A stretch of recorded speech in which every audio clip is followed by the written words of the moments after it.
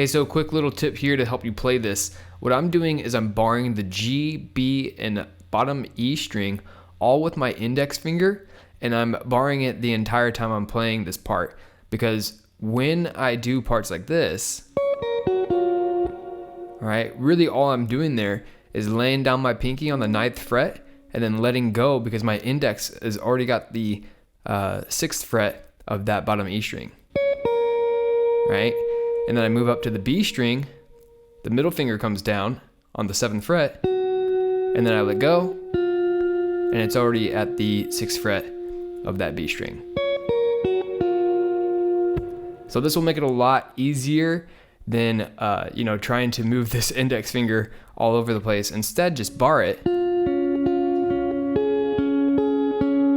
right? And it'll make it a lot simpler.